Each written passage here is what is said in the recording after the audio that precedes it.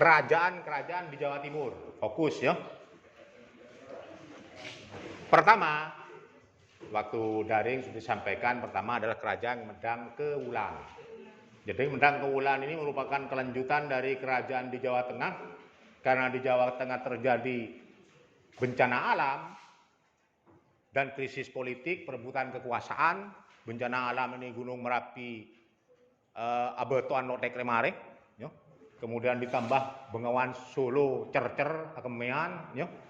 Akibatnya banjir besar, terjadi gempa yang sangat luar biasa, akibatnya secara ekonomi, pusat-pusat pemerintahan, sarana prasarana banyak mengalami kerusakan. Ditambah masalah politik. Karenanya salah satu penguasa yang pada waktu itu bernama Mepu Sindo memindahkan pusat pemerintahan dari Jawa Tengah ke Jawa Timur. Sebelumnya Jawa Timur di bawah kekuasaan Jawa Tengah, belum ada kerajaan. Sekarang pusat pemerintahnya dipindah ke Jawa Timur. Berarti Jawa Tengah pada waktu itu di bawah wilayah Jawa Timur. Kenapa penduduk norok setuju Pak? Enggak, karena tokoh-tokoh pemerintahannya aja, pusat-pusat apa? Publik figur dari pemerintahan kerajaan pada waktu itu. Monsomono setia karena pusat pemerintahannya dipindah ke Kalimantan. Apakah penduduk Jakarta norok kabeh? Yo selak norok kabeh nah ya. Menterinya ya, mungkin gubernurnya ada, mungkin apa DPR-nya, presidennya itu yang pindah ke Kalimantan. Sama dengan ini. Setelah dicari, akhirnya mereka menemukan tempat yang dianggap strategis, subur, jauh dari bencana, artinya tidak pernah mengalami bencana, yaitu di Malang. Nanti nyambung ya. Nah, setelah di Malang, Mpu Sindo itu mendirikan kerajaan yang namanya Medang Kewulan. Ngerti ya alurnya ya. Jadi kronologisnya seperti itu. Ya laju. Orang yang nesran yang ngelo nesar ke Pak Imam. Jadi harus kronologis ya.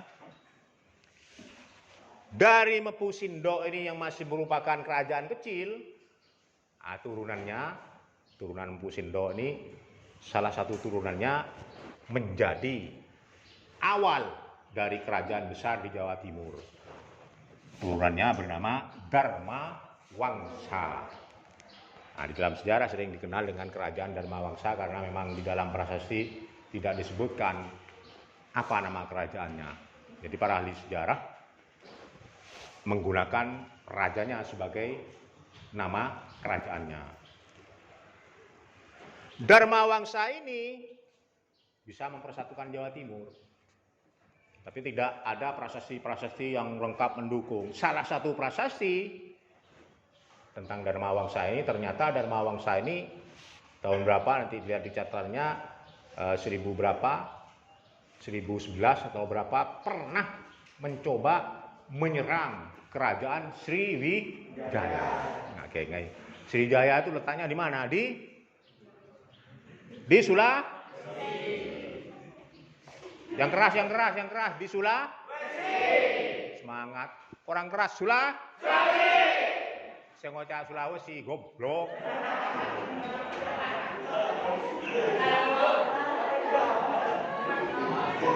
Lala palang rego karena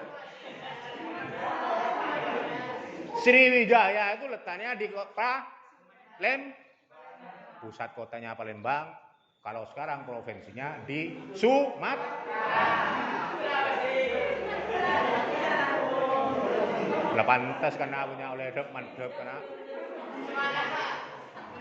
Sulawesi mon guna ngajar lo bener jatuh.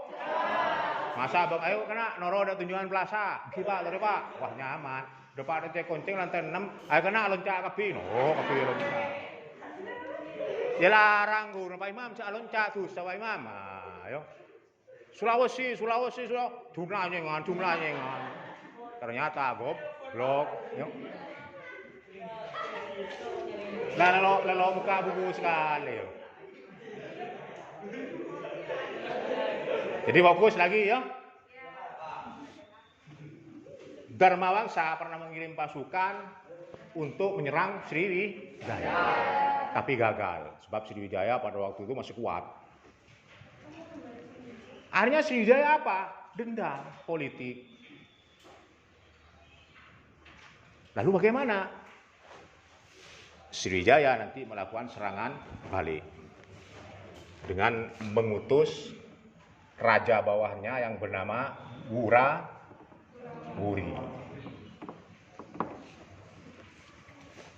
Raja Wurawuri itu ada yang mengatakan letaknya di daerah Banyuwangi, sampai sekarang belum bisa menentukan karena tidak ada prasasti yang mendukung. Jadi ahli sejarah lok dan bodan wele sabe Bengkalan mari karena melelok wed-wed. Menele ahli sejarah. Jadi berdasarkan data ternyata serangan Wurawuri ini yang merupakan raja suruhan Sriwijaya ini berhasil menghabisi seluruh keluarga besar Dharmawangsa. Mejek gampang apa? Ya, karena pada waktu itu Dharmawangsa ini sedang melakukan upacara pernikahan putrinya. Jadi sedang melakukan upacara pernikahan putrinya yang putri dari Dharmawangsa itu dengan air langga. Jadi kalau kalian sudah pernah baca buku alurnya akan tahu, karena ini hanya untuk menegaskan.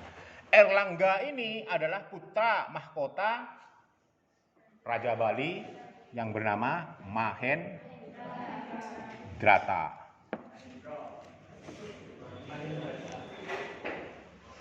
Jadi putra Raja Bali Mahendrata. Makanya disebut peristiwa Pralaya, di dalam prasasti disebutkan peristiwa Pralaya itu artinya musnah. Pralaya itu bahasa Sanskerta artinya musnah. Jadi peristiwa di mana musnahnya seluruh keluarga Dharmawangsa karena diserang secara mendadak oleh Raja Wurawuri pada saat Dharmawangsa sedang melaksanakan hajatan putrinya, pernikahan, sehingga mereka tidak siap. Kalau pada seorang anak Bupati Bengkalan tepang melaksanakan pernikahan putrinya ya buan hadir. Nase los borong bodoh pak serbu. Saya juga Satpol PP lo siap. Makanya dalam peristiwa politik biasa lawan-lawan politiknya dihabisi semua. Ya pokoknya bayangkan bahwa prajurit Wurawuri ketika menyerbu pernikahan kejojon musuh kakanan itu aja. Kakan apa stapos musuh prajurit itu ya. Jadi dalam peristiwa politik biasa Rusia, jenderal-jenderal Rusia sekarang sudah 6 yang jadi korban.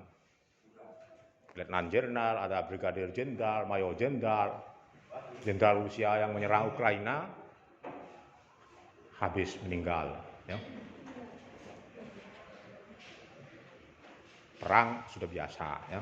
Nanti diberi sesi pertanyaan, tapi sesi pertanyaan yang intelek nyaut pada musuh ibu selempol. Lah padang pada pengurangan nilai. Ya. Aja nyaut lo gena lo punya intelek. Paham ya? Semuanya akan dinilai, terutama yang bahaya nang kelas kena ada pelajaran sejarah di bawah KKN. Ya.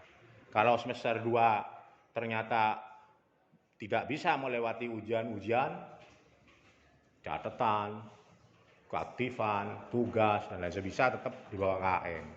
Mun telok 3/2 ya, kalau kenaikan 3 mata pelajaran merah tetap tinggal di kelas 1. Apakah yang sudah di atas KKM merasa sombong? Jangan. Mungkin pas-pasen nilai petong bolo lema, pas dia ngumpul lagi tugas dan lain sebagainya ternyata nilainya bisa 64. Berarti setelah digabung nilai merah. Sesang polo Pak oleh sombong? Jangan. Karena nanti untuk kepentingan kedepannya ya. 90 minimal harus bertahan 90. Kalau berkurang jangan sampai lebih dari 5 untuk keperguruan tinggi. Dengan peristiwa Pralaya ini, seluruh keluarga Erlangga habis. Makanya Pralaya itu disebut musnah. Ternyata Putri Erlangga dan Erlangga, kemudian sebagian pasukan ini nanti berhasil diselamatkan oleh seorang, disebut kalau di karya sastra, ya, negara Kertagama, Sutasoma disebut sebagai orang yang sangat sakti, namanya Empu Narotama. Ini bersama pasukan khususnya. Jadi pasukan khusus bukan hanya Kopassus seperti sekarang Indonesia punya, ya.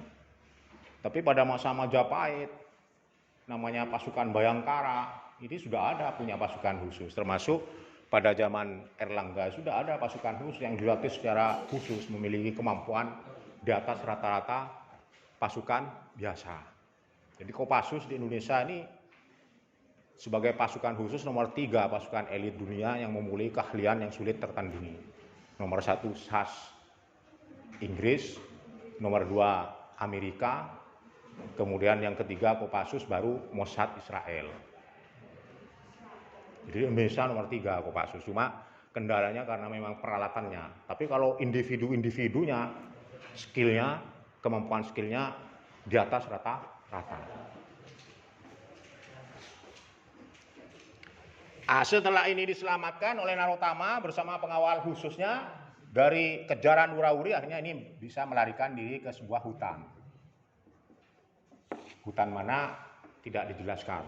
Tapi kemungkinan besar karena ini daerah Malang pusat kerajaan, kemungkinan antara Malang dengan Surabaya jangan membayangkan seperti sekarang bedetol. Dulu hutan belantara. Ya.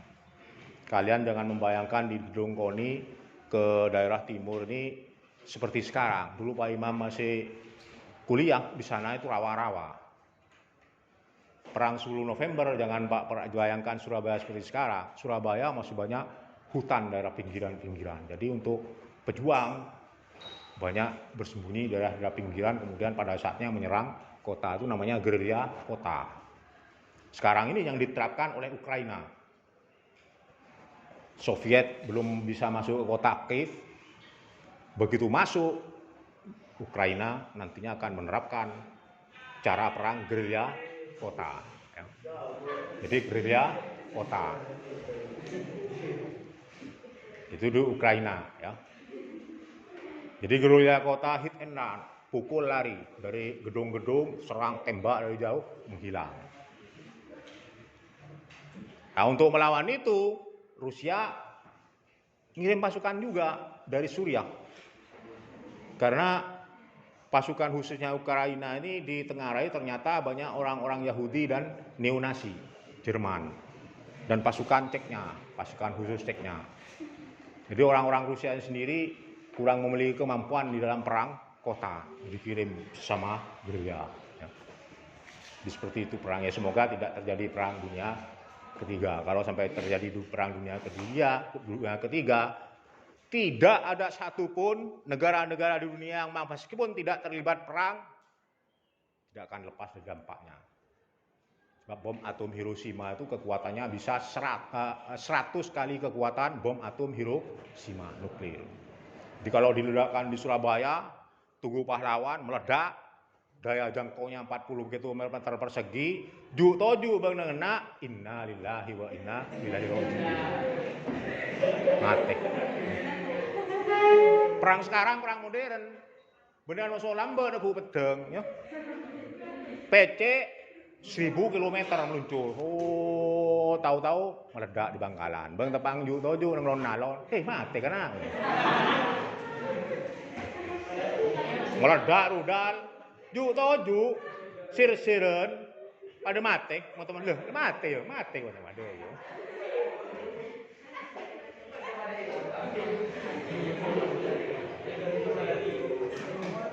Sabi congkok tak kok berdebu siapa?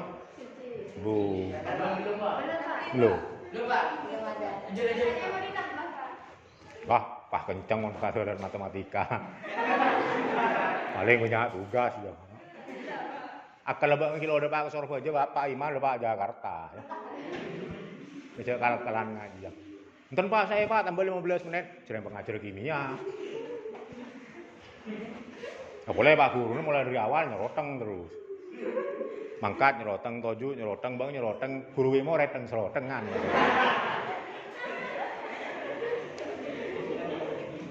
Boleh sih dari guru. Hah? Hah? Beda pada. Beda pada. Beda pada.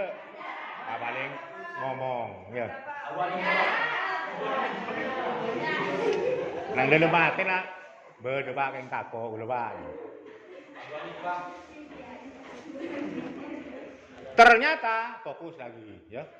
Santai fokus lagi. Ternyata setelah kurang lebih 3 tahun Erlangga sebagai calon raja pengganti ini karena tidak punya putra mahkota, Narotama itu mengkonsolidasi. Konsolidasi itu mengumpulkan pasukan-pasukan Dharmawangsa yang tercerai-berai pada waktu dikumpulkan kembali. 3 tahun berkumpul. Nah, setelah 3 tahun berkumpul ini, akhirnya mereka melakukan serangan balik terhadap kerajaan Wurah-wuri. Jadi setelah pasukan terkumpul, mereka melakukan serangan balik terhadap kerajaan Wurah-wuri. Nah, itu alurnya. Ya sambil buka buku itu ringkasan. Ya. Ternyata serangan Erlangga bersama pasukan ini nanti berhasil menghabisi pasukan Wurah-wuri. Dengan demikian Erlangga nantinya yang menjadi penguasa di Jawa Timur. 1919 Erlangga menjadi seorang raja pengganti Dharmawangsa setelah menaklukkan Raja Wurah-wuri. Pada saat Erlangga berkuasa inilah diberi nama, karena ada prasastinya, diberi nama Kerajaan Kahuripan. Ternyata Erlangga ini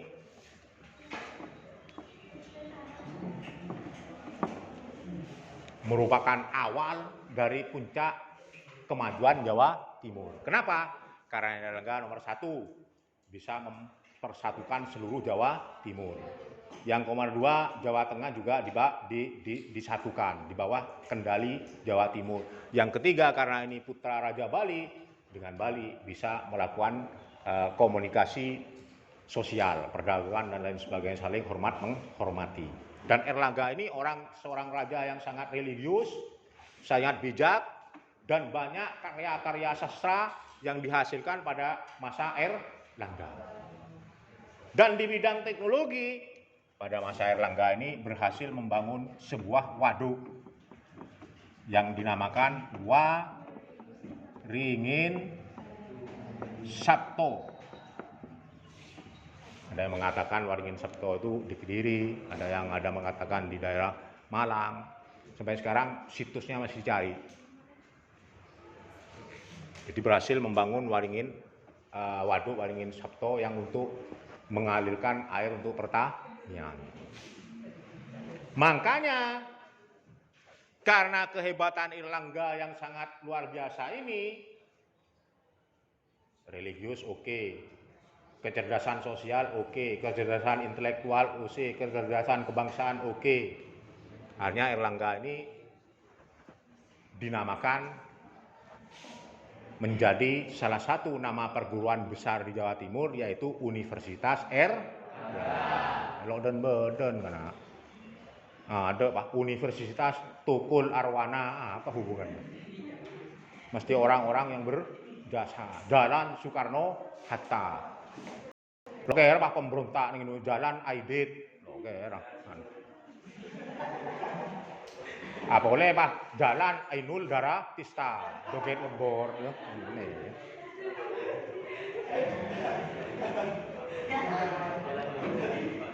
Nah, guys ya, lanjut. Yang dibicarakan, yang dikupas ini adalah hal-hal penting ya. Lainnya nanti kita baca di buku atau di. Pada saat Erlangga itu mencapai puncak kejayaan 1042, Erlangga mengumpulkan menteri-menterinya, orang-orangnya. Ayo kumpul kan. rapat. Maksudnya pada masa orang rapat terbatas, yo.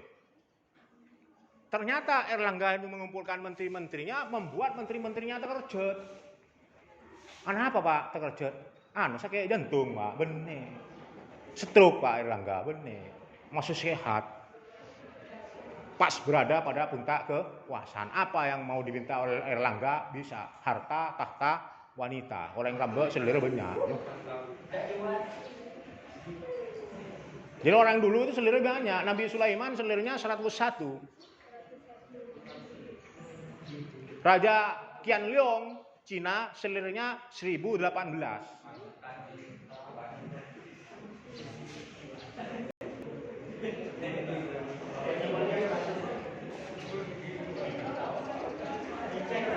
Hah? Datang. Hah? Mau coba kan? Ngomong.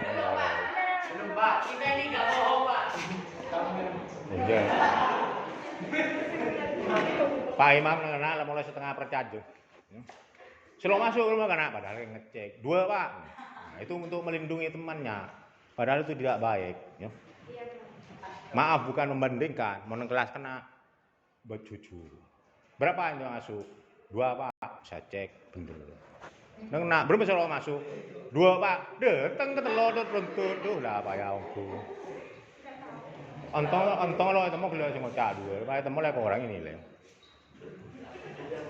Jadi Erlangga pada saat puncak keemasannya ternyata mundur, menteri-menteri panggil. Terkejut menteri. Aduh apa Erlangga? Sakit jantung, sakit stroke atau kena Covid? Ada Covid lembek tuh. Ternyata Erlangga itu mundur.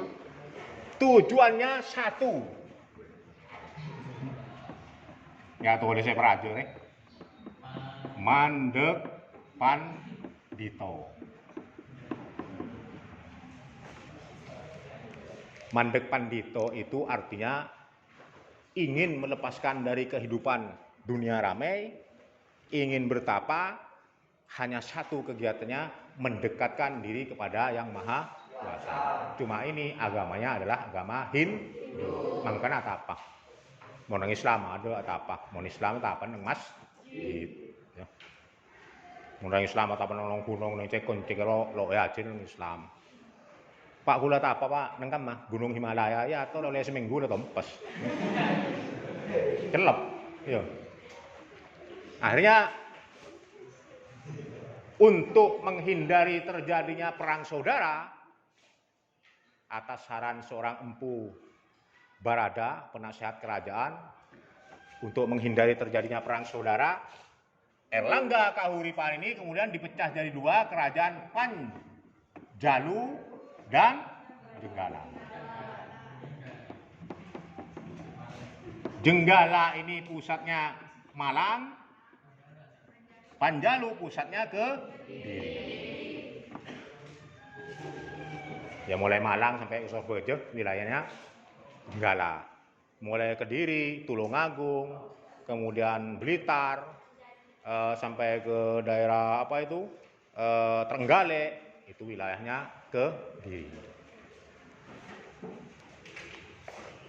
Awalnya baik, karena ingin supaya tidak terjadi perang saudara. Dijadikanlah rajanya ini Raden Samarawijaya, sedangkan ini Prabu Grasaka. Nah pernikahan anang Pak Bene, Erlangga tidak punya putra mahkota. Kan cuma andi anak nek bine. Akhirnya seluruh keluarga Dharmawangsa, istrinya, anaknya yang perempuan ini mengikuti jejak Erlangga, semuanya bertapa sehingga nantinya bergelar Erlangga yang bergelar Resi Gentayu, istrinya ada yang mengatakan anaknya Putri Gili Suci. Ternyata Panjalu dan Jenggala ini nantinya terlibat perang saudara. Sekebayan meruwatan Jenggala, pemimpinnya dilambangkan hat jahat. Ini lambang kebaikan.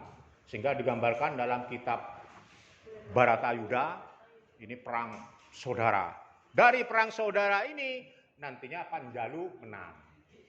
Akhirnya pusat pemerintahnya dipindah ke Kediri. Lahirlah namanya Kerajaan Daha atau Kediri. Ternyata di Kediri itu nanti muncul seorang pemimpin yang sangat hebat, yaitu Raja Jayabaya. Nah, bagaimana sepak terjang Raja Jayabaya? Kita lanjutkan pertemuan berikutnya. Sudah.